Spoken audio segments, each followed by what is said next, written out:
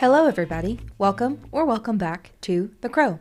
We are your hosts, Anna Barrett and Justin Travis. Thank you for joining us. I'm a senior at Jacksonville State and the sports editor for the Chanticleer. And I am a junior and the news editor. We wanted to start a podcast to have more of a conversation with our audience. Jumping right into the stories from last week, there have been 5 stories published since the last episode of The Crow. At number 1, we have Jacksonville State officially releases 2024 football schedule by me. Less than 2 months after winning their first FBS bowl game in school history, the Jack State Gamecocks announced their complete football schedule for the upcoming season via a social media post on February 1st. The Gamecocks kick off their fall 2024 campaign at Burgess Snow Field on Saturday, August 31st as they host the Coastal Carolina Chanticleers. Jack State will hit the road and travel to Louisville, Kentucky for their highly anticipated matchup against ACC championship runner-ups and likely top 25 team, the Louisville Cardinals, on Saturday, September 7th. The Gamecocks stay on the road for their next matchup against the Eastern Michigan Eagles on Saturday, September 14th. Jack State will return home on September 21st as they host the Southern Miss Golden Eagles for their homecoming game. Jacksonville State starts their 2024 conference schedule on Friday, October 4th after a short break. The Gamecocks will play in the first of their true conference midweek games on Wednesday, October 9th against the New Mexico State Aggies at Burgess Snow Field. After another break, the Gamecocks will return to action on Wednesday, October 23rd against the Middle Tennessee Blue Raiders in Jacksonville. A week later, on Wednesday, October 30th, Jacksonville State will return to Lynchburg, Virginia for a highly anticipated face-off against the reigning Conference USA champions, the Liberty Flames. On Saturday, November 9th, Jack State is headed to Ruston, Louisiana for their conference game against Louisiana Tech. The Gamecocks get a 2-game homestand for the next 2 weeks, hosting the Florida International Panthers on Saturday, November 16th, and then the Sam Houston Bearcats on Saturday, November 23rd. The Jacksonville State Gamecocks will finish their regular season on the road for the 5th straight year as they play the Western Kentucky Hilltoppers on Saturday, November 30th in Bowling Green, Kentucky. Official times for these games have yet to be announced. You can read the full article on our website, jsuchanticleer.com, or on our app. Gamecocks take down the UTEP Miners by correspondent Jalen Scott. Jacksonville State's women's basketball team beat the University of Texas at El Paso 70-62 on February 1st at Pete Matthews Coliseum for a crucial Conference USA win. Junior forward Maya Barnes greatly contributed to the win for the Gamecocks, knocking down 5 3-pointers en route to a 21-point performance off the bench. Senior forward Madison McCoy scored the Gamecocks' first 7 points of the game and finished the night with 15 points, 4 steals, and 4 rebounds. You can read the full story on the Chanticleer website. At number 3, we have international students kick off the semester with a bonfire. The International Students Organization held a bonfire event to kick off their semester. President of the organization, Christina DeShirlia, said, "I hope it's a place where international and American students can feel comfortable to come here and just be. It's a small organization that reaches so many people. International and domestic students alike enjoyed this event, like American Coda Cooper." He said, "Before I came here, I wasn't sure what I was going to do. Now that I'm here in the International House, I have made lifelong friends even if they're from other countries." Nepalese freshman Kajal Sharma said the International Student Organization helps with her homesickness. She said, "I do not get homesick because I have lots of friends. I think it's a nice state where I can make friends and everyone is so nice." You can find the full article and learn more about the bonfire event on our website, jsuchanticleer.com, or on our app. At number 4, we have a column that came out of the bonfire event. Our features editor, Maddie Reed, wrote her column titled, "Our Humanity Needs Some Work." After she covered the event at the International House, she realized she had more to say. As journalists, we are told to keep our personal opinion out of articles, but that we can and should include them in columns. Maddie took this opportunity to do so and share her disappointment in the humanity of Jacksonville State students. We will talk more on this later in the deep dive, but you can find the full column on our website, jsuchanticleer.com, or on our app. Last but not least, we have Senate Passes Spring Election Bill by one of our correspondents, Jaden Cantrell. This is a bill we've talked about on the last 3 episodes of The Crow, but as a little refresher, this bill would move up SGA elections before spring break rather than after. Co-author of the bill, Senator Ashlyn Smith, said that this would allow for an easier transition of roles and also allows for a longer training period. Senators also discussed upcoming events on Monday night, which we will discuss more later. You can find the full article on our website or on our app. Moving right along to our sports update for the week. Justin, take it away. On Friday, February 2nd, Jacksonville State's women's tennis team beat Alabama A&M 7-0. Also on Friday, February 2nd, the indoor track and field team competed in the PNC Bellarmine Classic, where 3 JSU pole vaulters placed in the top 5 of their respective events. On Saturday, February 3rd, men's tennis beat Incarnate Word 4-0 in Waco, Texas. Women's basketball team also earned a big victory last Saturday as they beat New Mexico State 56-49 at Pete Matthews Coliseum. They have won 2 straight and are now 8-12 on the season and 3-5 in Conference USA play. Unfortunately, Jacksonville State's men's basketball team lost on Saturday 67-65 to New Mexico State.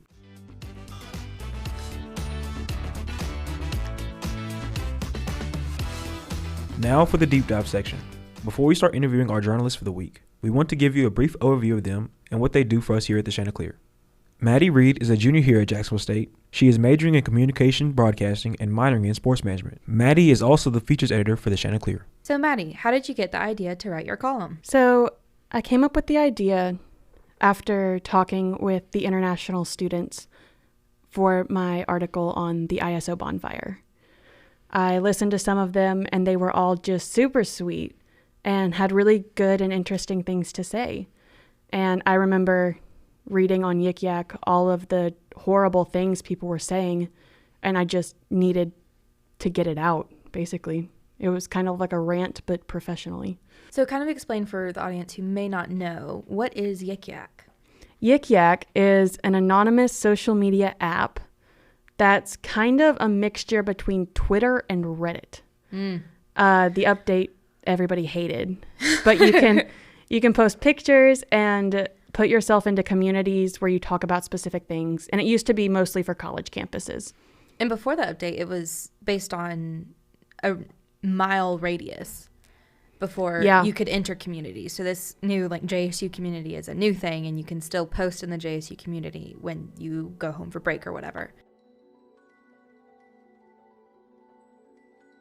Tell us more about what inspired you to write it. What were comments that you saw that really made you mad and you wanted to say something about? So I'm not going to repeat anything that I read on Yik Yak. They were deleted for a reason. They were just horrible, racist things that I didn't know people were willing to say about other people. And when I got to the ISO bonfire, I was talking with Kajal and with another man from Nigeria, and they both said that they love it here and they just want to talk to people and want to be friends with us. And it just hurt my heart so much to know that they just want to be included and people were actively pushing them away from our little community here. Kajal, who I was talking to, is a nursing student from Nepal. And I asked her at the end of the interview, I said, if there's anything you want to know, you want American students to know, what would it be?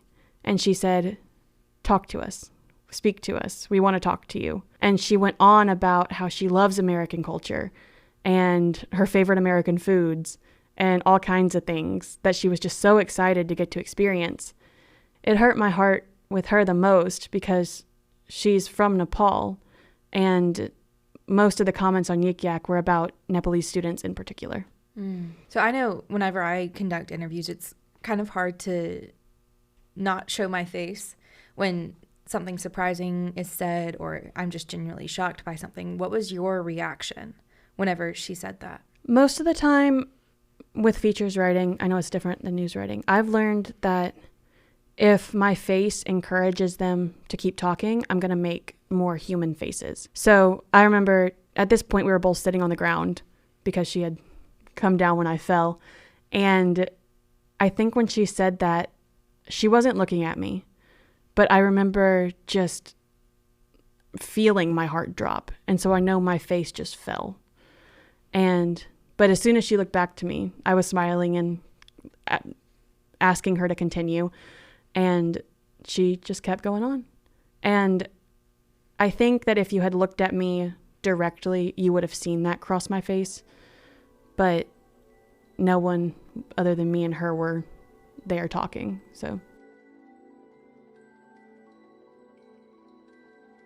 in your column, you talk about how our humanity just needs to be better. In what ways should our humanity be better? I think that in general, as a community at this school, we have a big tendency to outcast people based on sorority, based on fraternity, based on what sport they play, and if they're an international student.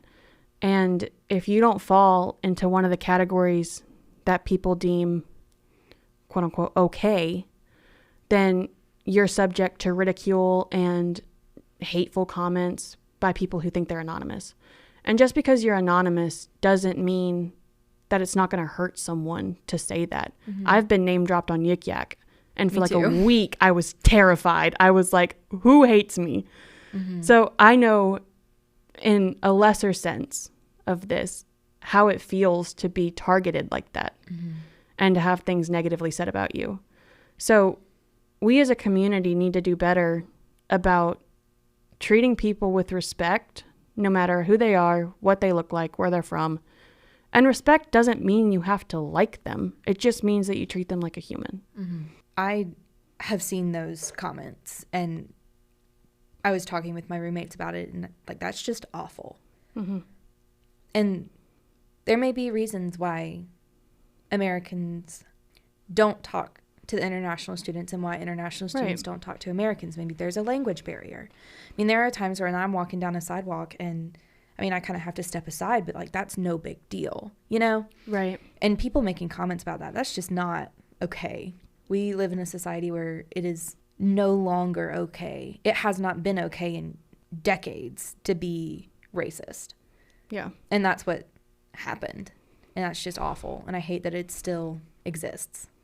Yeah, I wrote in my column, I said, it's entirely my fault that I don't interact with international students on an even regular basis. And, you know, getting into interviews is really hard when you're just starting out. And I had just gotten to be really good at going up to American students. But when it came time to walk up to those international students, I was like, I don't know what's appropriate in their mm-hmm. culture to ask of them. Yeah. And I remember texting my mom when I was done with the interviews, and I was like, Mom, I'm shaking because I'm so scared that I offended one of them. Oh. Yeah, I have been in classes with international students, and again, it is my own fault that I'm not friends with any of them. And I don't think it's because they're international. I just don't talk to people. I'm not a very social person, which is weird because I am a journalist, but I talked to a student from Venezuela the other day. His name is Gabriel. He's on the golf team. And I was actually talking to him for a story that I'm working on. And he was so nice. I told him the article is going to pertain to mental health. And, you know, that's a rather taboo topic. A lot of people don't want to talk about it. And so whenever I told him that, I was kind of expecting oh, no, not at all. You can't talk to me. That's something that I don't want to share. Very valid. Would have been fine with that. But I told him that it was about mental health, and he was like, yes, that's perfect. I'll talk to you. Let me know when. Again, it's my own fault that I didn't expect that. And if we all talk to people a little bit more, or a little more open-minded, that wouldn't be as much of an issue. Yeah.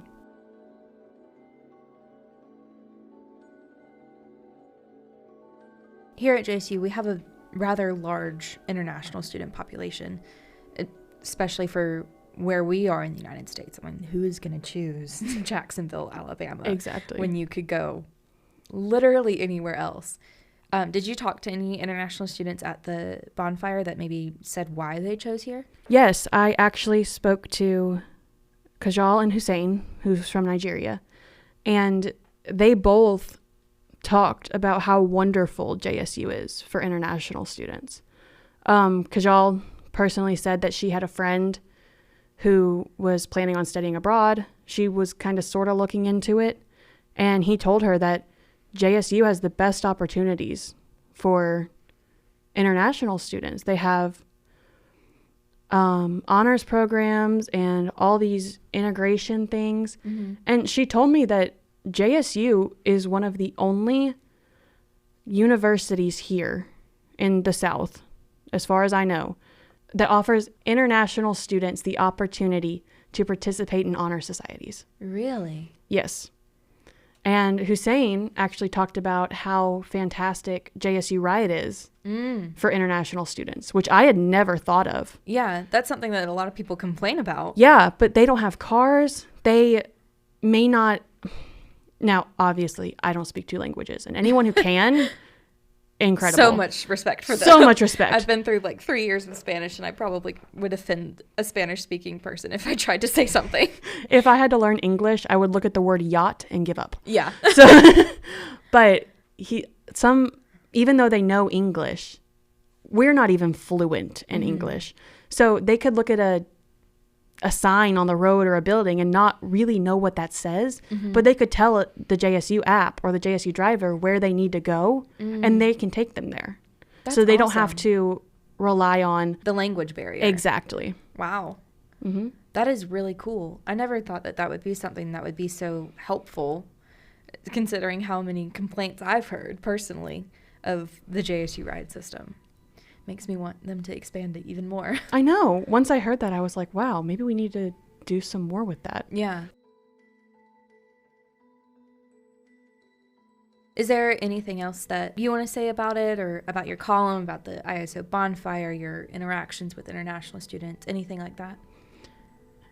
The only thing that I would say is that everyone I spoke to was so nice, no matter where they were from.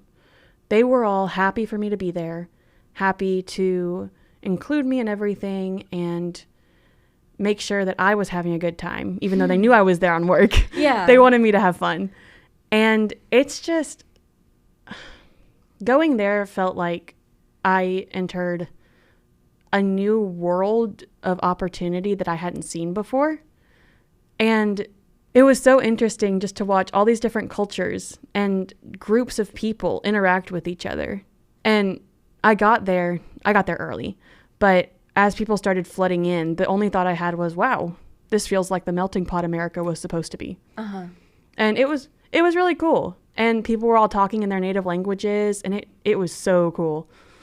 So Sounds like it would be very overstimulating for a primarily English speaker like you, but I would have been overwhelmed. But I'm so glad that you went, and so glad that you got that experience, and I really hope that our students will be a little more humane and talk to these students and not exclude them, because that, I mean, like you said, America was supposed to be a melting pot, right. and we have a big part of that here, and that is so wonderful, and I'm so glad. The International is such an amazing and cool program just in principle, and I'm so glad that they do these events, that it's not just for the International Student Organization, it's for everybody. And we as Americans owe so much of our own culture to different countries around the world. Very So by excluding other cultures, you're excluding part of your own culture that you've created, like even Southern cuisine. And as, non-people of color specifically tend to be more racist towards people of color. And so when you target those demographics, you just kind of throw out everything that's gone on over the years. For Of coming course. on and talking during our deep dive. Yeah, this was a lot of fun.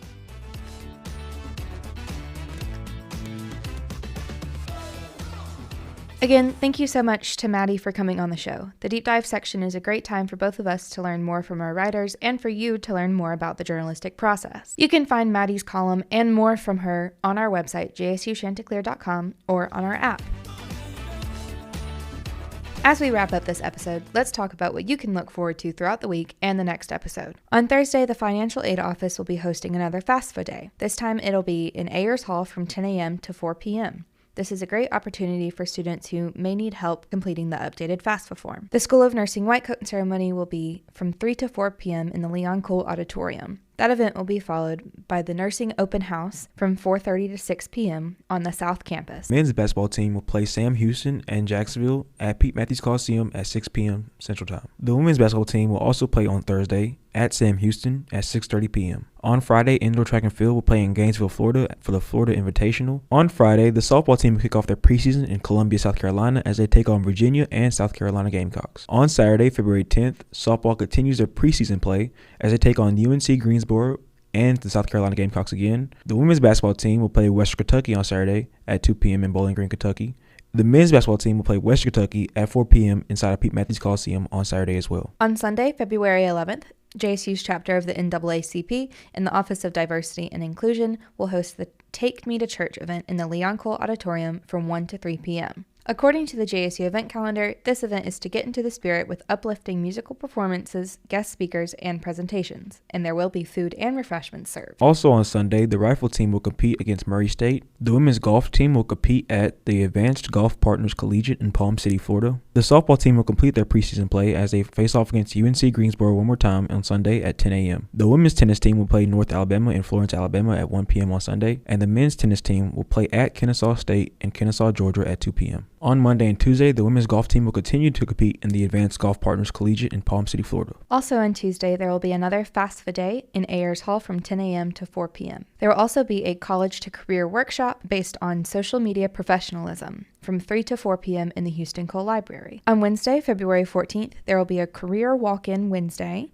from 8:30 to 4 p.m. in the Houston Cole Library. This is a chance for students to see career advisors with no appointment. Wednesday is also Valentine's Day, so happy Valentine's Day to all who celebrate. Thank you all for listening. Just as a reminder, on top of being able to listen to The Crow on our website, you can also listen wherever you get your podcast. The Crow will also be aired on WLJS 91.9 on Thursday mornings at 9. However, there will not be a Friday airing of The Crow this week. We are your hosts, Anna Barrett and Justin Travis. We will meet you back here next week.